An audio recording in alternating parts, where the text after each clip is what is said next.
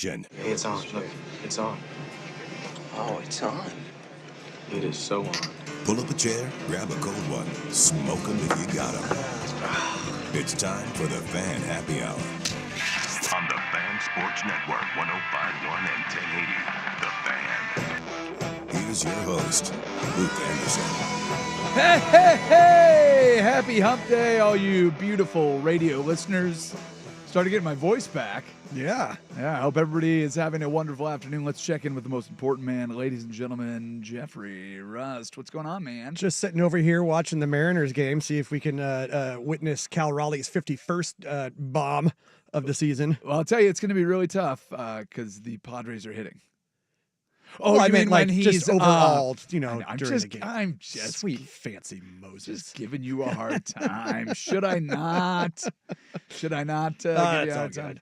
All right. So busy day yesterday. I didn't get out to it, but I've got the pick'em ready. I'm going to send it out after the show. Okay. So if anybody is interested in playing along tomorrow, we'll do the pick'em. We've got actual college football.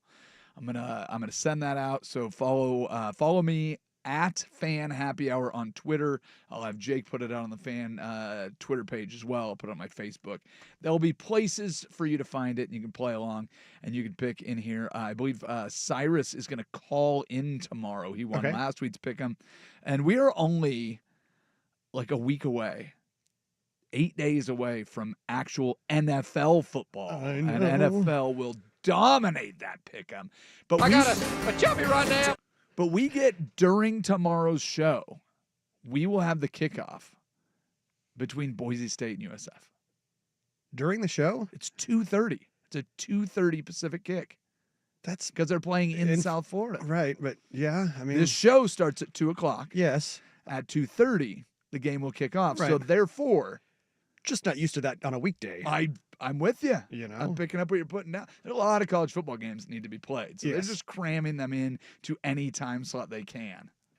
Well, And one of them. it'll be nice to have some football on during the show. Oh man, I'm so excited. Like this is one of the things. Like I don't know how much people pay attention to the format of this show, Mhm. but the whole idea of where we put things, it's all based on football.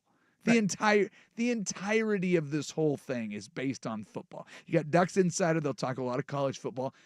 I think it's pretty well known that I'm a much bigger NFL fan. Mhm. And so I believe you are the same way. You don't have a college football team that you live and die with. Well, I mean, I kind of look. I started out at Willamette and I graduated from Portland State, and so I'm just kind of de facto an Oregon fan. Well, again, not Yeah. a team that you live and die with. Right. So we, But it's like the old adage, what do Oregon and Oregon State fans have in common? Neither one of them went to Oregon. Oh, yeah, there you go. Yeah. That's very good. The seeping of Oregon fans into every part of the Pacific Northwest Mhm. and beyond is one of the wilder things that I've seen in my lifetime. I mean, the fact that you have kids from all over the country, including Florida, Georgia, Texas, Southern California, that Oregon is their dream school. If you'd have told me that, like when I was in high school, like wouldn't that have just blown your mind? Absolutely. And I went to high school right around the time that the Ducks were starting that momentum shift Mhm. that they had. But I'll tell you, Wazoo was the place to be. I mean, you had Drew Bledsoe that was a number 1 overall pick. Then you had Ryan Leaf, who was great Yes. once upon a time. Yeah. And so there was all of that momentum. You had the Huskies that had won a national championship. And if somebody would have circled Oregon and said, that's going to be the team that will dominate the region, just from an eyeball standpoint. I don't mean that they, like from a football standpoint, they've had their bumps in the road against Oregon State, against Washington, but man, the way that they have branded has been absolutely bananas. Oh, absolutely.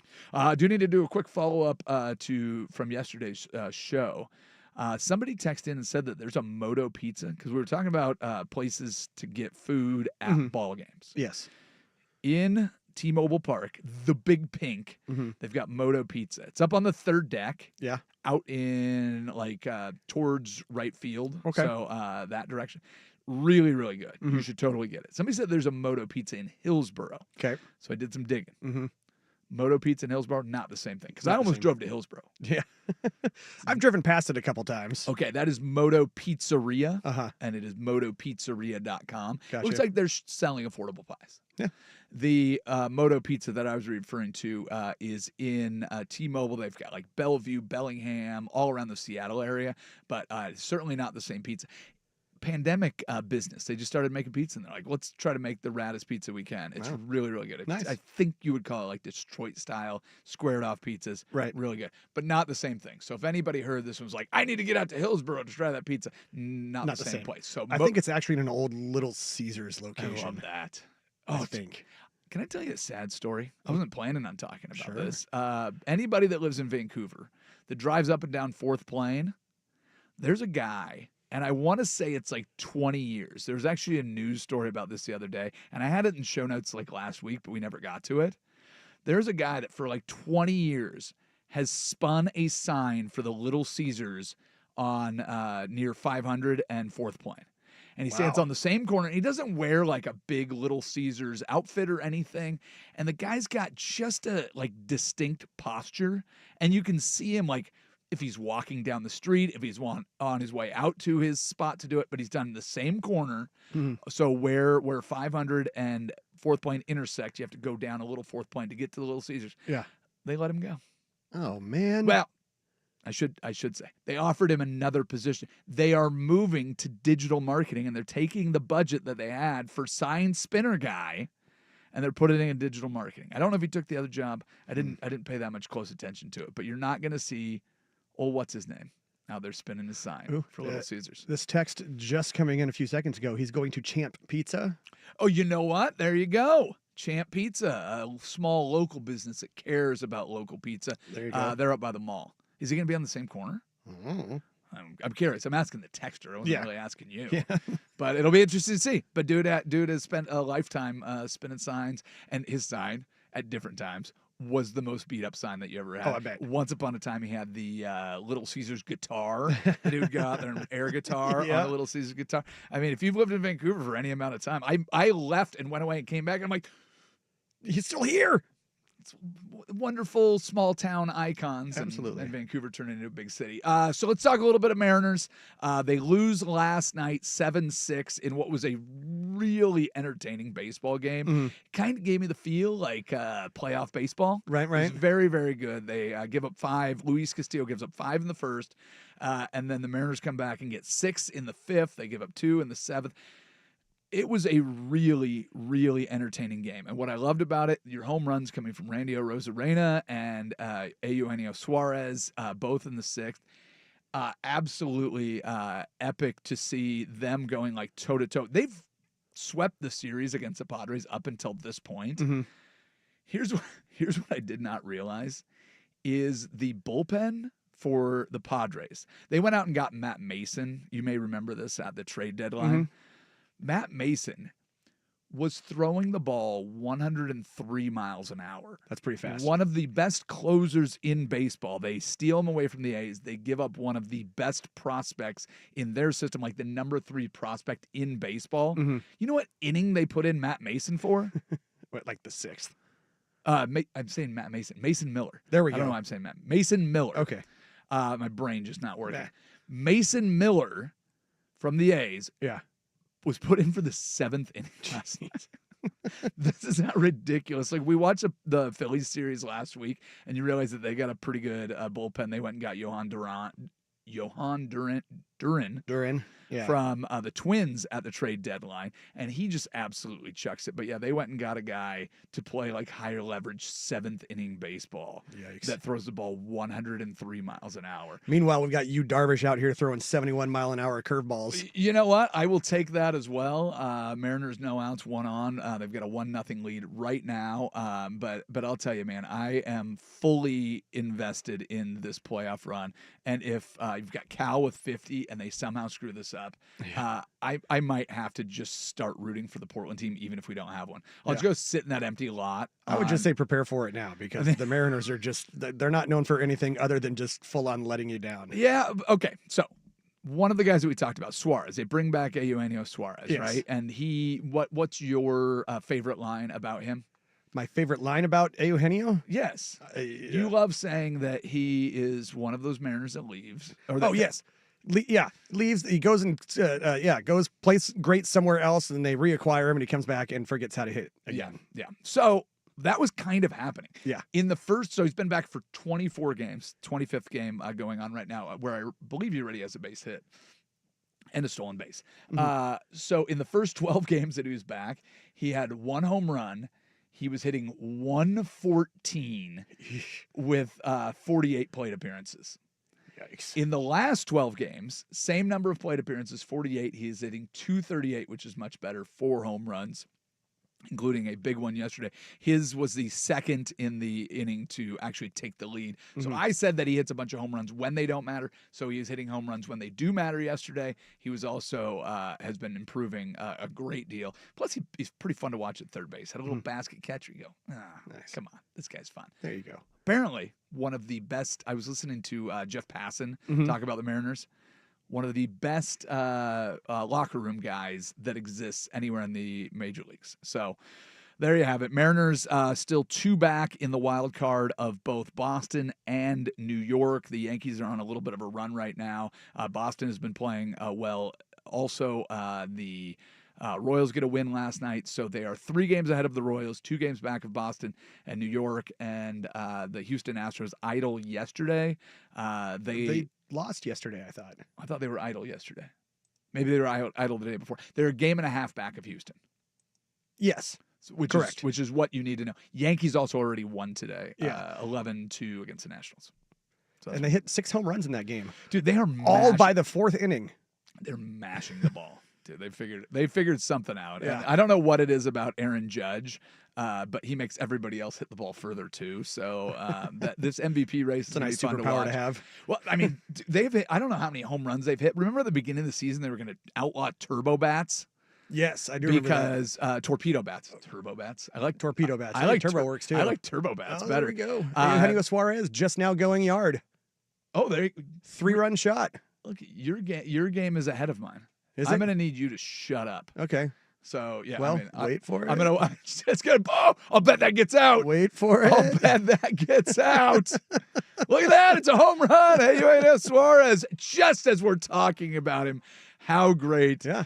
is An important home run. that? Hey, it certainly matters. 4-0 Mariners. There you have it, There we ladies go. and gentlemen. So hopefully they can hold on to finish this one out and not have to deal with that bullpen later in the game. Hey, let's do a couple jokes and get out of here. All right, ladies and gentlemen, in case you missed it, Bill Belichick's girlfriend, Jordan Hudson, filed for a gold digger trademark for her jewelry brand. Oh, good God. Hudson will be managing the company in the move that takes criticism of her age gap and turns it into a potential revenue stream. She's looking for potential revenue streams. I guess that's an easy way to find out that she's not on the insurance policy yet.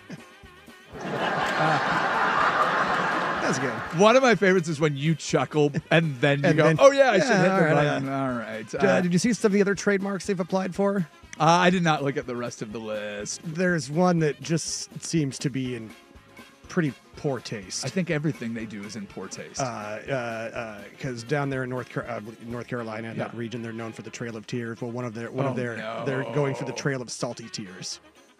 Oh, no. Yes. Okay. Well, I hate them I both. Travis Kelce and Taylor Swift announced their engagement, as you know. Even Donald Trump wishing them a lot of luck upon hearing the news. And if this one doesn't work out, you just, you Have can go we- and find another wife. Have we started calling Travis and Taylor TNT yet? I just noticed that the other day. Okay, so I kind of like TNT if Yeah. anybody, because let's be honest, it's dynamite. Yeah. TNT were very excited about the compliment from the Donald, saying that their relationship is actually inspired by the giant orange man and the Bond villain that he married. So that's great. All He does right. look like a Bond villain. Doesn't she? Like, if she just showed up and just like, I'm here to kill you, Mr. Bond. Like, you wouldn't be surprised at all. Mr. Bond, I see if you've fallen into my web.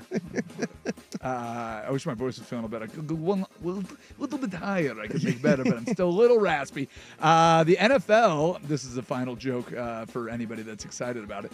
The NFL has relaxed some of the restrictions on Tom Brady in his role as a Fox broadcaster, allowing him to attend production meetings remotely and interview players on site despite his partial ownership of the Las Vegas Raiders. In return, Tom Brady has agreed to stop getting plastic surgery. So good news. What? Sorry, that one's in honor of the fan man. You know, Tom Brady, his angel. Listen, Tom Brady is going to go into the Hall of Fame as a Tampa Bay Buccaneer, and he's going to crush the fan man's little spirit. Wouldn't that be great? That would be great. If he just goes in, or he goes, you know, my favorite team was always the 49ers. Can I go in as that? And they'll be like, whatever you want, Tom. What I'm open for. All right, we'll go to the Daily Buzz. We do it next. It is the Fan Happy Hour on 105.1 and the Fan Sports Network.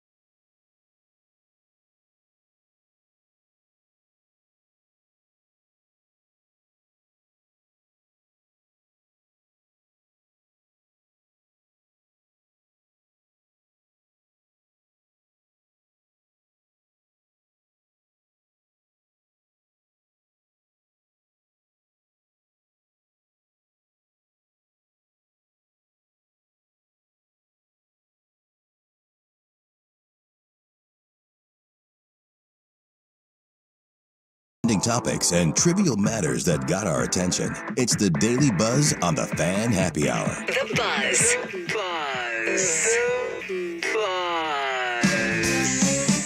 Here's your host, Luke Anderson. All right. First off, local product, Jordan Poyer will be returning to the Buffalo Bills. He spent 1 year with the Dolphins last year, but the former All-Pro will be going back to the Buffalo Bills. I think this is one of those things where I want to see Jordan Poyer in that uniform. It's so stuck in my head. Right. And every time we have ever done the old, hey, who was the guy that you played against was the baddest dude you've ever seen? Mm-hmm. Anybody that played small town football and had to play against Astoria when Jordan Poyer was there, apparently he just played 1 on 11 by himself and just destroyed his way all the way to a state championship. So I was not there to witness it, but apparently Jordan Poyer was just epically awesome as a high school football player.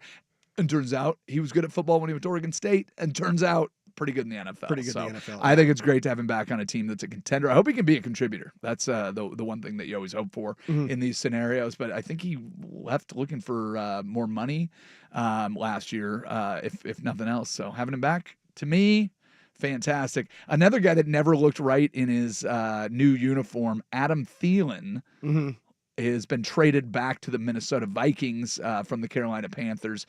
So it adds some depth for the Vikings with a rookie quarterback.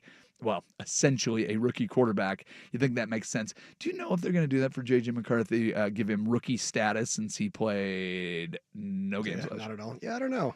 They do that. I don't know if they have do that in in the- different leagues. They do that in the NBA right. all the time, and in Yeah. baseball you have to play so many games. Right. So I don't know. I'm very excited to see what the Minnesota experiment looks like. The Minnesota Vikings have been good with how many different quarterbacks? Yeah. Kirk Cousins was good. What's his Darnold. Case Keenum was really good. And last year Sam Darnold, they were really good until they got to the playoffs or near the playoffs. But I mean, they've been good. I mean, Randall Cunningham and Dante Culp. I mean, go back all the way. Brett Favre, they were good. You just wonder who the guy is that will eventually break through for the Vikings.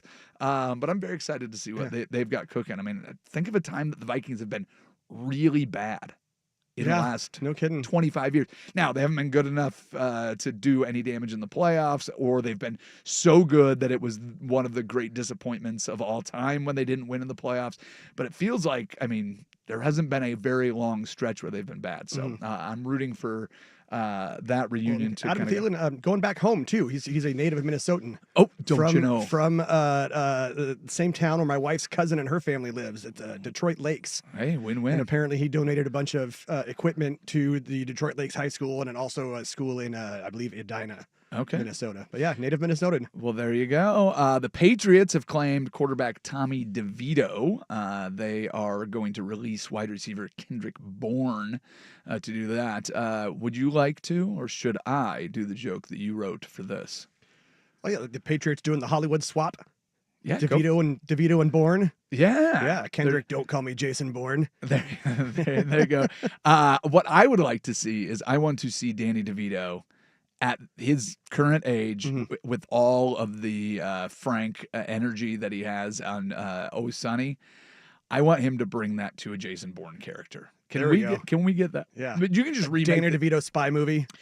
What's Bob Odenkirk? What's it called? Nobody. Which he's a guy that's like the unlikely, badass. It's kind of akin to Death Wish from back in the day. Oh, Old sure. Charles Bronson. Yeah, but Odenkirk doesn't have the Charles Bronson vibe. No, you're correct. Yeah. But So- and I've seen that movie. That's a good movie. Okay. It really definitely. is. And the sequel coming out soon, if it's not already in the theaters. The Nobody? Yeah. Yeah, Nobody 2 coming Nobody out. 2, Yeah. yeah. I was intrigued. I saw the trailer. I'm like, I should have watched that first one. Don't know why I didn't. But yeah, if we can get Danny DeVito to play Jason Bourne or something similar, if they're not working on that, even if it's just a Jason Bourne episode of Always Sunny, I will tune into that. There we but go. something to that effect. If he could get superpowers, put him in a Marvel movie, but the fact that nobody has cast him as a superhero of some sort yet, The Penguin.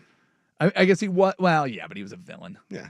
Penguin pretty good though. He's a creepy penguin. Yeah. Yeah, Yeah, that was the old dark Tim Burton days there. Speaking of guys losing their jobs and finding new ones, Seattle Mariners utility man Dylan Moore is reportedly joining the Texas Rangers on a minor league deal. So they've already picked up Rowdy Tellez, who the Mariners dropped earlier, and he's playing first base for them, adding Dylan Moore, who is a Gold Glove utility man from last year. But, boy, after a hot start, just faded. So I don't know where Texas got the idea of just picking up scraps. Maybe they're looking back to the old Adrian Beltre move and just going, hey, they were terrible with the Mariners. That doesn't stop them from being great here. So I just love that that's the Rangers' new thing. Oh, the Mariners don't want them. I'll bet they'll be great here. We'll take them. So they also have Sam Haggerty in their lineup as well. So plenty piling up the former Mariners there. So good luck with that. A reporter let it slip, I think unintentionally, because there's a little bit of backlash on that. But they were talking about Rams quarterback Matthew Stafford and said that there will be concerns throughout the entire season about Mr. Stafford's back. So if you're buying futures in the Los Angeles Rams, I hope you're a big fan of Jimmy Garoppolo. Because I don't know. Yeah, well, hey, listen, Jimmy Garoppolo's been to a Super Bowl. And if you can put, the, what do you call it, load management system in place properly so that you have Matthew Stafford just available when you need him, this has got to be the last run for that guy, right? I mean, I would imagine so. Oh, boy. But think of it this way, though, too, with Jimmy G. I mean, the Rams, isn't that where Baker kind of had his little bit of a renaissance? No, I mean, I don't fault Jimmy G for being there, but yeah, absolutely. Yeah, the little flash in the pan that got him the job in Tampa Bay, because he went from the Browns to the Panthers, disappeared off the face of the earth, which is where you go to disappear off the face of the earth. Then you get put into Sean McVay's system and have a little electricity, and boom, now he's been pretty much entrenched starter in Tampa Bay ever since Tom Brady left. So it's not a bad gig. We'll see if there's any change now that Liam Cohen is gone, though, too, because he's their old OC. He's in Jacksonville now, so, which also means, do we see some improvement from Trevor Lawrence? Well, that's the big hope, because He was hurt a bunch of last year. You're the Jacksonville fan. Yeah. Do you have much faith in what they're doing, and do you like the... I have hope. Hope. Okay, hey. I have hope. Hey. A little bit of hopium. I'll take hope. Cracker Barrel, this is the final one for you kids. Cracker Barrel has lost nearly $100 million in market value following the backlash over their new logo. Folded like a lawn chair. Have you seen the new logo? Yeah. It was fine. It was clean. It was. It just and compared to the old logo that looks like some weird lima bean whatever. Yeah. What, do you racists are going to racist, and I think that's kind of what a lot of that backlash was. The old cowboy on there with the whip and is that what it was? That was like the are these whip the was same like the people? Outline. Are these the same people donated into that weird racist woman's probably Christian GoFundMe page? Are you familiar with that story? No. Oh, some woman that's on video yelling terrible things at people that don't deserve it, and then justifying it, throwing double birds, dropping more slurs, and then she's now the victim. So she's trying to raise $1 million. It's like a Christian GoFundMe. It's not GoFundMe. It's something on. She's up to $800,000. I've tried to read through this to make sense of the people that are like helping her out. None of it makes sense to me. I think my eyes just rolled completely back in my head. Yeah. So the Cracker Barrel has announced that it's going back to its old logo. Have you ever eaten at a Cracker Barrel? I don't think I've ever eaten at one. Once. Okay. I think, and that was in Idaho visiting my wife's family. And there was nothing else for 1,000 miles. Well, that's where Grandpa and Grandma wanted to go. Gotcha. Yeah. So, I think I've been, which is terribly surprising in Idaho. I think I walked in. Folks wanted to go to Cracker Barrel. We got a flat tire between Las Vegas and Phoenix one time, and so I was like, oh, maybe that's gotta suck. Oh, it was terrible. And it was the middle of the night, and we bent the rim on the tire, so we ended up having to spend more time in Phoenix and whatever. And it was a rental car. Oh no. My car this is the whole thing. My car got stolen. So then I had to get a rental car. They provide us with a rental car. We get the rental car. We're driving to Phoenix because we're going to go watch the It was either the Seahawks or the 49ers against the Cardinals right when they opened the new stadium. This is going to be great. Yeah. So then we go, and about halfway in between, in the middle of the night, we get a flat tire, and it blows the whole thing out. Yeah. It's on the driver's side. Ugh. We just get off the road, and then it's like there's a little bit of shoulder and then cactus and like a big drop. So we can only get like barely off the road. Right. And we're right on over the crest of a hill. So good. on the So right oncoming, so traffic can't see you. Yeah, but the thing was, like, you could feel it coming. It was the weirdest thing because Oh, you could God. just catch the lights, but there's so many trucks going by. So I Right. would feel a truck and I would hustle back away from it. So it took me like 2 hours, and then we needed to eat food. And we went to the Cracker Barrel, and they're like, "We're closing." And that was the only thing in some like random town in Arizona, wherever we were close to. So I think that was a Cracker Barrel. So I've been there once, and I've never eaten there. And now they're losing all this money because they're not racist. Is that the theory? Yeah. Go woke, go broke. Go woke, go broke. Well, I'm glad that the unwoke mob, like what do they call? Yeah. The ostriches around this country. All right, let's go to the George McCoy at Warren Allen Sports Desk. You can tell me what we missed.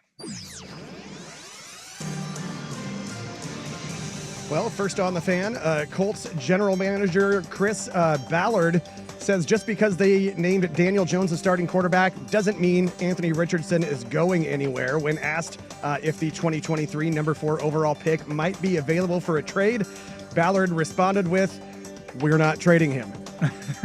Do you believe him, or just front office speak? Do we really think he would just come out and say, "Yeah, come and get him"? Well, no. I mean, I think it's a little bit of both. I will put it on front office speak for now. If he gets disgruntled enough and thinks that he has a future somewhere else, it's also very curious what the market would be. What are people willing to give up for him? I mean, that was part of the Trey Hendrickson deal, where the Bengals wanted to get a first round pick for him, and nobody offered that up. Right. And then they went to Trey Hendrickson and go, "Listen, Yeah.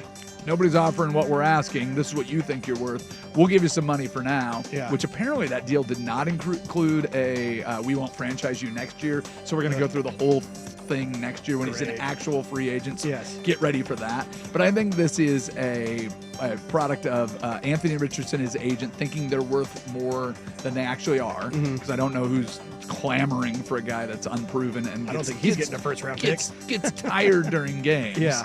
And if you're Indianapolis, you just named Daniel Jones your starter. So you'd like to have an insurance policy backing him up. And sounds like Bailey Zappi is no longer available. So Getting signed to the Cleveland Browns practice squad. Oh my God, the Browns keep going. So yes, general manager speak. Trey Hendrickson, Bailey Zappi. Did I answer your question? Yeah. Okay. Pretty much, yeah. More sports scores and stories in 30 minutes. I'm Jeff Rust from the George McCoy at Warren Allen Sports Desk. Hurt and missing work, insurance companies acting like jerks. Don't call your mom. Call George McCoy at warrenallen.com. Recruiting with Andrew Nemec, Thursday evenings at 7 after Isaac and Souk on the Fan Sports Network, 105.1 FM and 1080 AM.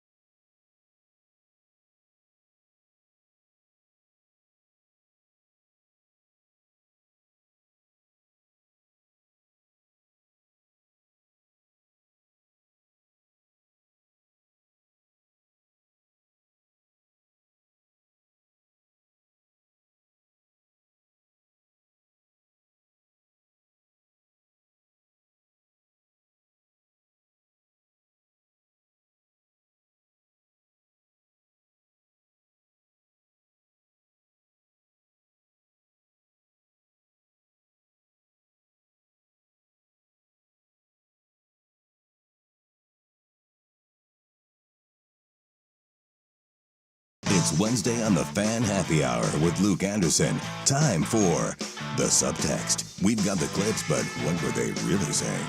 Let's listen in. Let's listen in. Let's listen in. Let's listen in. Let's listen in. Exciting week is finally here. I get to go play a football game against a really good opponent. You know, Coach Vigen's done an unbelievable job with his team. I think he's the second winningest coach in Montana State history. Obviously, they've competed for championships. And when you watch their team play, you see why they've been so successful. Well, Lukester, that's Oregon head coach Dan Lanning talking about how much respect he has for insert opponent here. What do you think Danny Boy's expectations are of his team this weekend against the mighty Montana State Bobcats? I think he expects to absolutely go out and trounce them. I think that this is probably similar to the messaging. Like, I feel like his little copy points there on his notes that he was reading out, and that list goes on and on and on. He talks about how great this guy is, and this guy played for Stanford, and he transferred over there. I think what he's trying to do is point out to his players going, hey, if you underestimate somebody, this is their biggest game on the schedule. If they win this, it's immortality. And we almost let that happen, came way too close last year. And you got to remember who we are and who they are, and you need to go out and just stomp a hole in them from the start. So, I think he's doing what Dan Lanning always does.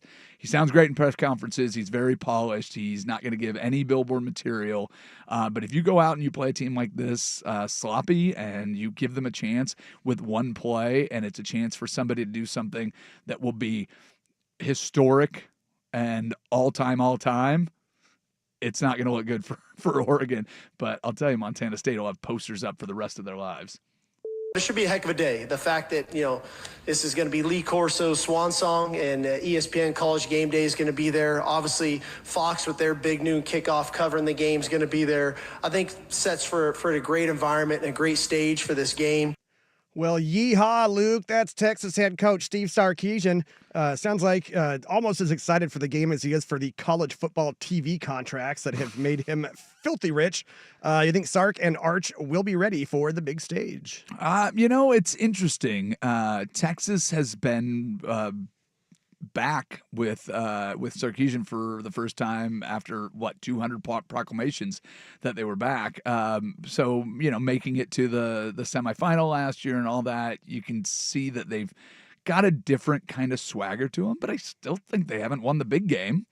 Sarkisian hasn't won the big game. Arch Manning has more hype around him than maybe any college football player ever. I mean, it is pretty bananas. But at least it seems like he's got, and it's no surprise because of where he's coming from and his family, but he's got his head screwed on straight. Yeah, I mean, he seems to, but he seems to say all the right things. But this will be trial by fire, and it'll be go out. I don't know who I'm rooting for in this game, to be entirely honest with you, because I think the most Ohio State. Well, that's what. But I also can't root for Texas, and rooting for another Manning. I didn't like any of the other ones when they're playing. Listen, the Eli and Peyton and even Cooper with some of his things in the commercial. Yeah, are they delightful people? Yeah, but I never rooted him as football players. I rooted for Peyton. Did you really? In Indy. Tell me, went to Denver and then you went. So I don't know. I suppose you're right. I have to root for Texas in this one. But on the other side of the, or do we just root for the Meteor? You know what? I'll root for, he brought it up. I'll root for Lee Corso in there. Have a good final show, my friend. I don't think that's going to go well either. Yeah, probably not. Since you named Julian the starter, how's his confidence level? What's your expectations for him on Saturday, and what's your message to him? Well, the message is just win. Find a way to win. I think when you start setting expectations, you can get yourself out of whack. We're going to take it one play at a time. And if he loses, he'll be looking for a new job. Luke the Anderson. That was Ohio State head coach Ryan Day talking about his message to first-time starting quarterback Julian Sayin. Does it sound to you like he even cares that he won a national championship? So that clip just gave me a good reminder. I'm definitely rooting for Texas in this. I don't care how much I hate Texas. Boy, I mean, he just sounds like angry. Like it was listen, they lost to Oregon. They lost to Michigan last year. I don't think he is satisfied. I think he kind of sounds like a guy that recognized, like, hey, we wouldn't have had a shot any other year. We got lucky to get into the tournament. And I think he's probably hearing the same thing from the boosters. If they didn't win the national championship last year, there was some, talk getting louder that he might be losing his job. The guy is 70-10. Yeah. As a head coach at Ohio State, but What that's a bum. But that's how high the expectations are there. exactly. That is not good enough. And what's it been, 4 years since they've beaten Ohio State? So Julian, Michigan. that's what I meant. They are Ohio State, Correct. So since they have beaten Michigan, that was the same thing with Jim Harbaugh when he couldn't beat Ohio State. Yeah. But that rivalry means an absolute ton. And Julian Sayin is getting a little bit of reprieve outside from the media because Arch Manning's playing on the other side, but I don't think he's getting any relief from his coach, who is an absolute red ass. Describe how close you were to picking yourself and what the last 48 hours were like. So I was, the decision was made a while ago that I wasn't playing. The last 48 hours, we had the team set. We weren't scrambling at all. This was a really tough decision. I would say there was a point this year where I was playing a while ago, and all these guys stepped up in a major way and played their way onto this team. Well, Mr. Anderson, that is U.S. Ryder Cup captain Keegan Bradley discussing the process of deciding whether or not to put himself on the team. Do you think he is really happy with his decision to not be playing? Very good question there, Mr. Rust. I appreciate that. Looking at how good Keegan Bradley has played lately, I think he probably felt like he deserved a spot. Notice he never said, when I made the decision. Yeah. He said in third person the decision was made, or in this ethereal land. Yes, other land. I think he really wants to play in this tournament. And there has not been a Ryder Cup player captain since like 1963 when Arnold Palmer did it. Yeah. And so there was several before that. It was kind of the way of the world, but it's been a very long time since that has happened. But listen, I believe there's 12 spots on the roster. Yeah. Nobody has more wins than Keegan Bradley this year other than Scheffler. 11th in points. Yeah. And so I don't know, man. I feel like if it's something that you've earned and can go out there and back it up, I thought it would have been a pretty cool opportunity. But listen, there's so many talented guys out there, and finding somebody to replace yourself isn't difficult. I just don't think they wanted to set the precedent, but I think they should have. I think it would have been a lot more fun if he played. It would have given me one more reason to root for it. But, it's the USA versus the world, so we'll be rooting anyways. Well, versus Europe. Who cares? It doesn't seem real. I mean, 50 home runs, it's kind of crazy number to think of. It's, it's kind of a big number just in general. I remember thinking back, I thought I was a cool player when I hit 5, and when I was young, in high school or something, you hit 5, you get all this power in the world. So it's crazy, and yeah, it's a cool number, that's for sure. All right, there, Luka Lama Ding Dong. We're having to go quickly because we are up against it. The big dumper, Cal Raleigh, he says he can still remember being excited to hit 5 home runs in Little League. Is he trying to be humble or trying to rub in the fact that he was even better than you when he was a kid? Oh, I had 2 inside the park home runs. One field didn't have a fence, and I hit the ball so far that it would have cleared any fence, but we were playing up in Longview, and there was no fence, and it just kept rolling and rolling. I had to stand up inside the park, in air quotes, but I can remember the 2 times that I hit it off the top of the fence. And it burns. His humility is awesome. Like, this is a reason to root for this guy. I hope he gets to 60 now. I'm all in on Cal Raleigh. Like, just listening to that, he's like, dude, this just reminds me of being a kid playing baseball. And that, it kind of gives me those chills running up your arm of just, you dream of getting to the majors. And then there's some dreams that are outside of your expectations. And it sounds like that's kind of what's happening with Cal. So let's get 51 today, and then let's work our way to 60. This is pretty awesome stuff. Hey, let's do one more for the road. We will do it next. You're listening to Happy Hour on 105.1, 1080, and the Fan Sports Network.